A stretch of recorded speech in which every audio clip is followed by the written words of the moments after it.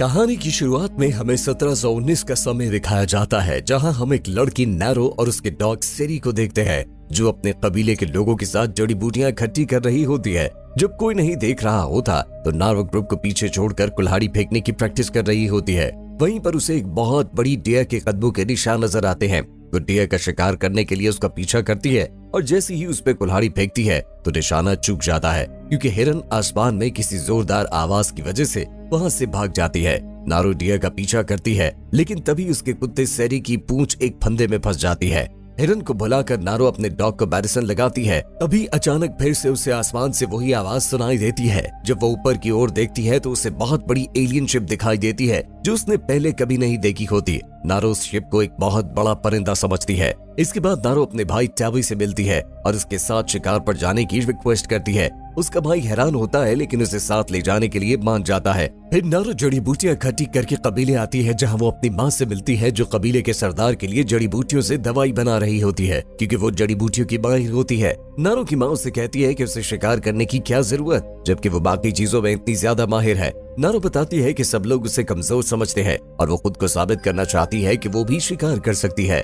दूसरी ओर हमें पता चलता है कि आसमान से आने वाली आवाज एक एलियन स्पेसशिप की थी, जिसमें से एक एलियन जमीन पे आ जाता है, जिसका नाम प्रेडेटर होता है। प्रेडेटर एक बहुत बड़ा शिकारी होता है और उसके पास गायब होने की शक्ति भी होती है और बहुत से एडवांस हथियार और खास टाइप का मास्क होता है, जिसमें वो लोगों की बॉडी की हीट को देख सकता है। प्रेडेटर का धड़ तो इंसानों जैसा दिखता है, पर शक्ल एक दानू जैसी होती है। वो हर उस व्यक्ति की जान लेना चाहता है जिसके पास हथियार है, क्योंकि ऐसे लोगों को वो अपने लिए खतरा समझता है और सिर्फ उन्हीं का शिकार करता है। इसके बाद हम नारो को देखते हैं, जो ऑरेंज कलर के फूल इकट्ठे करके वापस अपने कबीले आ जाती है, जहां उसे पता चलता है कि कबीले के एक व्यक्ति पर किसी शेर ने हमला किया है, जो उसे अपने साथ ले गया। नारो का भाई और कुछ शिकारी उस शेर को मारने के लिए जंगल की ओर बढ़ते हैं। नारो उनके साथ आना चाहती है। कबीले के बाकी लोग उसे साथ नहीं ले जाना चाहते, लेकिन नारो का भाई उन्हें बताता है कि ये मेडिसिन के बारे में जानती है। अगर हमारा आदमी जिंदा बच गया तो हमें नारो की जरूरत पड़ेगी। वो नारो को साथ ले जाने के लिए मान जाते हैं। दूसरी ओर प्रेडेटर एक सांप का शिकार करने में बिजी होता है।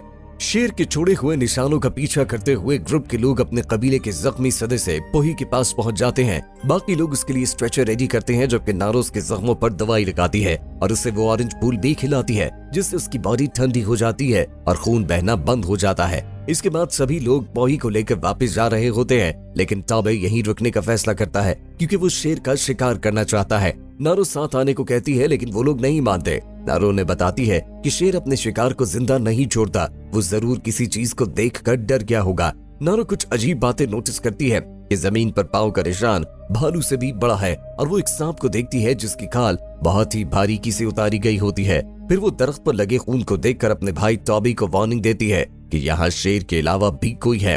टॉबी अपनी बहन को शिकार करने का चांस देना चाहता है और उसे अपने साथ में ला लेता है। टॉबी जमीन पर फंदा लगाता है। नारो और पाक एक दरख्त पे चढ़कर शेर का इंतजार करते हैं, लेकिन शेर उनकी सोच से भी बहुत जल्द वहां आ जाता है और काफी ऊंची छलांग लगाकर पाक को दरख्त से नीचे खेच लेता है और उसकी जान ले लेता है। और उसके बाद दरख्त पर चढ़कर नारो के पीछे आता है। नारो शेर को अपने नेज़े की मदद से मारने ही वाली होती है कि अचानक दूर से वही स्पेसशिप दिखाई देती है, जिसे देखकर नारो का ध्यान बढ़ जाता है और शेर उसके बिल्कुल करीब आ जाता है। नारो जमीन पे गिरकर बेहोश हो जाती है। उसके बाद उसकी आंख खुलती है और वो खुद को कबीले में देखती है, जहां उसकी माँ उसे बताती है कि टॉबी उसे यहाँ तक लेकर आया है और बताती है कि उसकी दवाई के कारण पोई की हालत अब काफी ठीक है। वो नारो से कहती है कि उसे शिकार करने के बजाय मेडिसिन के काम में दिल लगाना चाहिए, क्योंकि वो ये काम बखूबी जानती है। तभी वहां पर टॉबी आ जाता है, जिसने कंधों पे शेर की लाश को उठाया होता है। कबीले का सरदार टॉबी की बहादुरी पे उसे मुबारकबाद देता है। नारो अपने भाई से कहती है कि शेर के अलावा भी जंगल में एक खतरा मंडरा रहा है, जिस पर टॉबी से बताता है कि उसने उसे हंट करने का मौका दिया, लेकिन वो इसमें फेल हो गई। अब वो दोबारा ये जोखिम नहीं उठाएगा। अगली सुबह रूल्स के खिलाफ जाते हुए नारो अपने कुत्ते सेरी के साथ घने जंगलों में उस खतरनाक चीज की खोज करने निकल पड़ती है, जहां इससे और भी ज्यादा सबूत मिलते हैं, जिसे ग्रीन रंग का खून और फिर से वही बड़े पंजों के निशान। प्रेडेटर भी वहां से दूर नहीं होता और इस बार वो एक वुल्फ का शिकार करता है और उसके स्कल से अपना मास्क बना रहा होता है।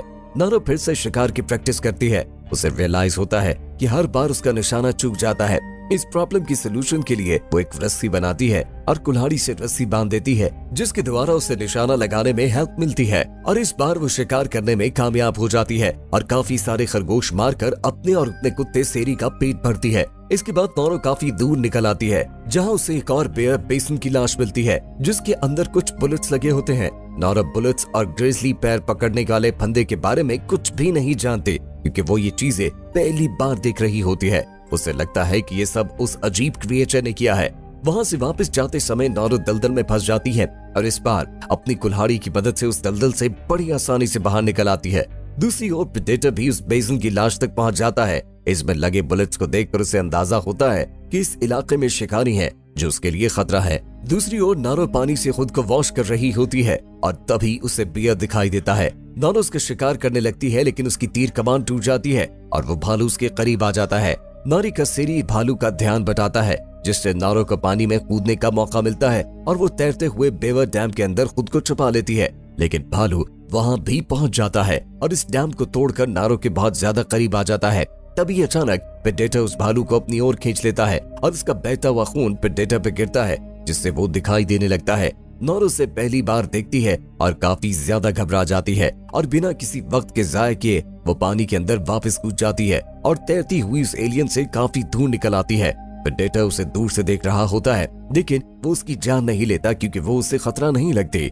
नॉरो जंगलों में वापस आ जाती है, जहाँ उसे अपने भाई के भेजे हुए कुछ आदमी मिलते हैं जो शिकार कर रहे होते हैं। उनमें से कोई भी नॉरो की इस कहानी पर यकीन नहीं करता और एक आदमी वासा नॉरो से लड़ाई करता है, जिसमें नॉरो हार जाती है। वो नॉरो को बांधकर अपने साथ ले जाता है। तभी अचानक वो एक जगह रुक जाते हैं, जहाँ उन्हें एक अजीब सी आवाजें सुनाई देती हैं। इसी समय वासा की बॉडी पे लेजर के 3 निशान दिखाई देते हैं। प्रेडेटर वासा को शूट करके उसकी जान ले लेता है। नॉरो और बाकी लोग छुप कर ये सब देख रहे होते हैं। प्रेडेटर अपने डार्ट्स वापस लेने आता है। इनमें से एक शिकारी प्रेडेटर पर तीर से वार करता है, जिससे उसकी इनविजिबल शील्ड खराब होने लगती है और वो कुछ दिखाई देने लगता है। ग्रुप का दूसरा व्यक्ति भी प्रेडेटर पर हमला करता है, लेकिन प्रेडेटर के आगे वो दोनों बहुत कमजोर होते हैं। प्रेडेटर उनकी जान ले लेता है। जिस समय प्रेडेटर उन्हें मारने में बिजी होता है, नॉरो मौके का फायदा उठाकर वासवे के पास से अपना सामान वापस ले लेती है और अपनी रस्सी को काटकर खुद को आजाद करके दूर भाग जाती है, जहाँ उसे एक और शिकारी मिलता है जो प्रेडेटर पे जवाबी हमला करना चाहता है। लेकिन जैसे ही वो अपना तीर चलाने लगता है, उसके माथे पर फिर से वही लेजर के 3 निशान दिखाई देते हैं। नॉरो पहले से जानती है कि इसका क्या मतलब है और वो वहाँ से भाग निकलती है और फिर वो एलियन उस आदमी की जान भी ले लेता है। अपनी जान बचाने के लिए नॉरो बहुत तेजी से वहाँ से भागती है। तभी अचानक उसका पाँव एक फंदे में फंस जाता है और वो जमीन पर गिर जाती है। प्रेडेटर नॉरो के बहुत करीब आ जाता है और उसे पकड़ने ही वाला होता है कि तभी सामने गन्स के साथ कुछ फ्रेंच ताजे सामने आ जाते हैं, जिन्हें देखकर प्रेडेटर वहां से चुपचाप चला जाता है। वो लोग नॉरो को बेहोश कर देते हैं और जब नॉरो की आंख खुलती है तो वो खुद को एक पिंजरे में कैद देखती है। उसका डॉग सेरी भी उसे ढूंढते हुए वहां आ जाता है, लेकिन वो फ्रेंच ताजिर उसे भी कैद कर लेते हैं। ताजिरों ने फर पहना रखा होता है। तभी नॉरो देखती है कि उनमें से एक व्यक्ति ने उस भालू बेसन की खाल पहन रखी है, जिससे उसे अंदाजा हो जाता है कि ये वही शिकारी है। एक व्यक्ति रिफाइल नॉरो के पास आता है क्योंकि वो उसकी जबान जानता है। वो नॉरो से प्रेडेटर के बारे में जानकारी लेने की कोशिश करता है, क्योंकि उसे लगता है कि प्रेडेटर ताकतवर दुश्मनों की तलाश में रहता है। नॉरो से कुछ नहीं बताती। इसके बाद नॉरो देखती है कि उन लोगों ने टॉबी को भी कैद कर रखा होता है। अब वो टॉबी को जख्मी करके उससे सच्चाई उगलवाने की कोशिश करते हैं। कुछ समय बाद हम देखते हैं कि टॉबी और नॉरो को एक दरख्त के साथ बांधा रखा होता है और वो शिकारी प्रेडेटर को पकड़ने के लिए टॉबी और नॉरो का इस्तेमाल करने वाले होते हैं। तभी प्रेडेटर वहां आ जाता है। ताजिर इस बात से बेखबर होते हैं कि प्रेडेटर के पास गायब होने की शक्ति है और वो ताजिरों के हमला करने से पहले ही उन पे वार करता है और एक एक करके अपने एडवांस हथियारों की मदद से उनकी जान ले रहा होता है। टॉबी उन लोगों की चीखें सुनकर काफी घबरा जाता है, लेकिन नॉरो से बताती है कि प्रेडेटर के शिकार करने का तरीका बहुत मुख्तलिफ है और उसने उसे भी जाने दिया था क्योंकि वो उसके लिए खतरा नहीं थी। तो दोस्तों, ये सुनने के बाद टॉबी ये बात भी मान लेता है कि नॉरो के प्लान से ही वो शेर को पकड़ पाए थे। अभी वो ये बात कर ही रहे होते हैं कि अचानक प्रेडेटर का पांव एक फंदे में फंस जाता है, जिससे वो जख्मी हो जाता है और बहुत जोर से चिल्लाता है। ताजिर उसे जाल की मदद से पकड़ने लगते हैं, लेकिन अपने घातक और एडवांस हथियारों का इस्तेमाल करते हुए प्रेडेटर उस फंदे से आजाद हो जाता है और उन पर हमला करके उनकी जान लेता है और गोलियों से बचने के लिए एक शील्ड की मदद लेता है। वो फंदा नॉरो के करीब आके गिरता है, जिसकी मदद से वो दोनों रस्सी काटकर खुद को आजाद कर लेते हैं। टाबी घोड़ा लेने के लिए वहां से निकलता है, जबकि नारो अपने कुत्ते की तलाश में आगे बढ़ती है और दूसरी ओर प्रेडेटर एडवांस बॉम्ब की मदद से बाकी बचे लोगों को भी नर्क भेज देता है। नारो ताजरों के कैंप तक पहुंच जाती है, जहां वो लोग अपना सामान लेकर वहां से भाग रहे होते हैं और नारो के डॉग सीरी की जान लेने वाले होते हैं। नारो वहां आके उन पे हमला कर देती है और एक एक करके उनकी जान लेकर अपने डॉग को बचा लेती है। तभी वो देखती है कि रिफाल, जिसकी एक टांग कट चुकी है, नारी से मदद करने को कहता है और उसके बदले में वो उसे गन कैसे चलाते हैं ये सिखाने की ऑफर करता है। नारो ये ऑफर मान जाती है और उसके बदले उसे मेडिसिन देती है और वो ऑरेंज फूल भी देती है। नारो को प्रेडेटर का एक एडवांस हथियार भी मिल जाता है, जिसे वो अपने पास रख लेती है। दूसरी ओर प्रेडेटर अपने जख्मों को ठीक कर रहा होता है और वो भी कैंप की ओर आ जाता है। नारो प्रेडेटर को देखते ही छुप जाती है और रिफाल जमीन पर लेटकर मरने का नाटक करता है। ऑरेंज फ्लावर्स खाने से रिफाल का जिस्म ठंडा हो जाता है, जिसके कारण प्रेडेटर उसे देख नहीं पाता, लेकिन गलती से प्रेडेटर रिफाल की टांग पर अपना पांव रख बैठता है, जिससे रिफाल चिल्लाता है और प्रेडेटर उसी समय उसकी जान ले लेता है। तभी अचानक नारो का डॉग सीरी प्रेडेटर पे हमला करने के लिए उसके सामने आता है। प्रेडेटर उस कुत्ते को शूट करने ही वाला होता है कि घुड़सवारी करता हुआ टाबे प्रेडेटर के इर्द गिर्द घूमने लगता है। वो उसके सर पे हिट करता है, जिससे प्रेडेटर का मास्क जमीन पे गिर जाता है। इर्द गिर्द घूमने से वो प्रेडेटर के वार से बच जाता है। नारो गन चलाने की कोशिश करती है, लेकिन नाकाम रहती है और अपने भाई को बचाने के लिए नारो जोर से चिल्लाती है, जिससे प्रेडेटर का ध्यान भट जाता है और ऐसा करने से नारो के भाई टाबे को प्रेडेटर की ओर नेजा फेंकने का मौका मिल जाता है, जिससे प्रेडेटर काफी ज्यादा घायल हो जाता है। इसके बाद प्रेडेटर और टाबी के बीच काफी कमाल की लड़ाई देखने को मिलती है, लेकिन इसी समय प्रेडेटर फिर से अपनी गायब होने की शील्ड को ऑन कर लेता है। प्रेडेटर टाबी को छुप के पीछे की ओर से वार करता है, जिससे टाबी बहुत ज्यादा घायल हो जाता है, लेकिन टाबे अपनी आखिरी सांसें लेते हुए भी अपनी बहन की सुरक्षा करने के लिए प्रेडेटर की टांग पे हमला करता है, जिससे नारो को वहां से भागने का मौका मिल जाता है। दूसरी ओर दो आदमी कबीले में वापस आते हैं और टाबे की मां को ये बुरी खबर देते हैं कि ग्रुप में से कोई भी जिंदा नहीं बच पाया, जिस पर टाबे की मां रोने लगती है। दूसरी ओर नारो पानी के किनारे बैठकर अपना चेहरा धो रही होती है और अपने भाई की मौत पर आंसू बहा रही होती है। नारो का डॉग सीरी उसे इशारा देता है कि फ्रेंच ताजरे का एक व्यक्ति अभी भी जिंदा है। नारो उसे ढूंढ लेती है और एलियन के हथियार की मदद से उस आदमी को बेहोश करती है। फिर उस व्यक्ति की आंख खुलती है तो वो देखता है कि नारो प्रेडेटर से मुकाबला करने के लिए खुद को तैयार कर रही होती है। वो अपने चेहरे पे निशान बनाती है और साथ ही वो ऑरेंज कलर के फूल भी खा लेती है।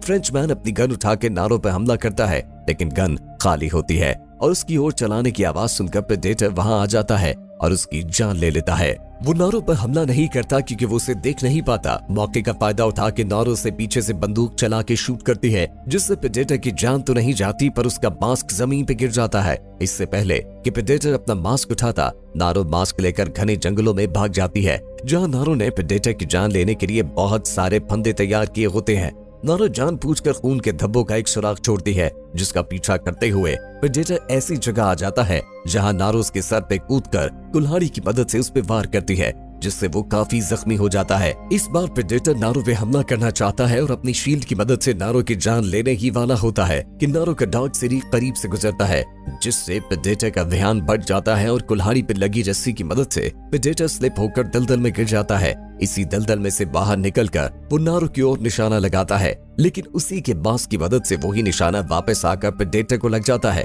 और वो अपने ही मास्क की वजह से खत्म हो जाता है। अगली सुबह नारो प्रेडेटर का सर लेकर कबीले वापस आती है और उसके हाथ में वो गन भी होती है और उस गन पर हैरी का नाम लिखा होता है, जो पहले बनाए गए प्रेडेटर मूवी का मेन कैरेक्टर था। नारो कबीले को वार्न करती है कि उन्हें यहाँ से निकलना होगा इससे पहले कि व्हाइट मैन यहाँ पे आ जाए, लेकिन जाने से पहले कबीले के सरदार और सभी लोग नारो की इस बहादुरी के लिए उसका मान सम्मान करते हैं और उसको एक हंटर भी घोषित करते हैं और सभी लोग उसकी तारीफ करते हैं। मूवी के एंड में हम देखते हैं कि कबीले के लोग इस बात से बेखबर होते हैं कि प्रेडेटर की और भी बहुत सारी शिप्स जमीन पे लैंड करने वाली है। तो यहीं पे मूवी अंत हो जाती है। ऐसी ही कमाल की मूवीज देखने के लिए हमें सपोर्ट करते रहिए और जो लोग चैनल पर नए हैं वो सब्सक्राइब का बटन जरूर प्रेस कर लें। मिलते हैं नई वीडियो के साथ, तब तक के लिए बाय बाय।